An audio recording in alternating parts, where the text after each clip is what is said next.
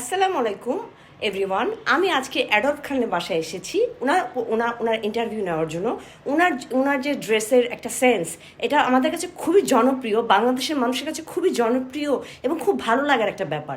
এজন্য আমি এসেছি ওনার সাক্ষাৎকারটা নিতে।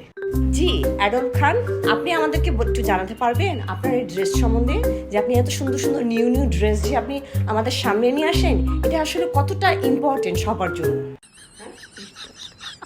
হ্যাঁ, আমি আসলে এটা বলতে চাচ্ছি যে আমাদের দেশে নিউ কালেকশন, যেমন একটা লুঙ্গি আছে, লুঙ্গির সাথে আপনি একটা টি শার্ট করতে পারেন, তার সাথে একটা ওড়না নিতে পারেন, একটা ব্যাগ নিতে পারেন। তো এখানে অনেক জুয়েলারি, আমি আপনাদেরকে একটা সানগ্লাস করতে পারি, একটা স্টাইলও করতে পারি।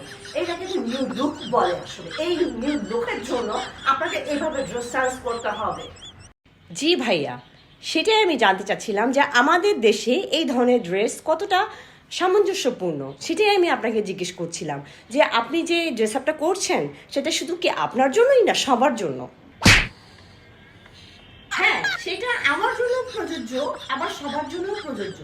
সবাই তো আসলে আমার মতো করে পড়তে পারবে না, সেই অ্যাবিলিটিও সবার নেই। কিন্তু এরকম ফাটা পরে নিলেও কিন্তু একটা স্টাইল হয়ে যায়। বাংলাদেশের জন্য একটা অ্যাচিভমেন্ট হয়ে যায় এই ধরনের ড্রেস। আপনার আসলে ওই সেন্সটা থাকতে হবে সবার, না হলে তো এটা সম্ভবই না। বুঝতে পেরেছি, একটু ফেটে ফুটে গেলে ওইটা আবার স্টাইল হয়ে যাবে। এরকম ধরেন একটা স্টাইল ডিমান্ডেড একটা হেয়ার, ডিমান্ডেড একটা লুক, যেমন গ্লাস, ডিমান্ডেড একটা ওড়না, আপনি ডিমান্ডেড একটা লুঙ্গি পরে থাকেন, দেখবেন সবাই আপনাকে অ্যাপ্রিশিয়েট করবে। বুঝতে পারছেন?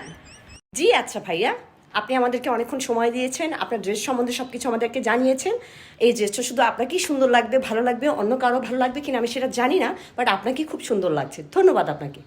অবশ্য আমার এই ভিডিওটা যদি আপনাদের ভালো লাগে, এই অ্যাডব স্যারের যে ড্রেসটা আছে এই ড্রেসটা যদি আপনাদের ভালো লাগে, অবশ্যই আপনারা ক্যারি করতে পারবেন। ধন্যবাদ। ভুয়া সাংবাদিক বলছি, ফেরদৌসী আক্তার শাম্মী। ওকে।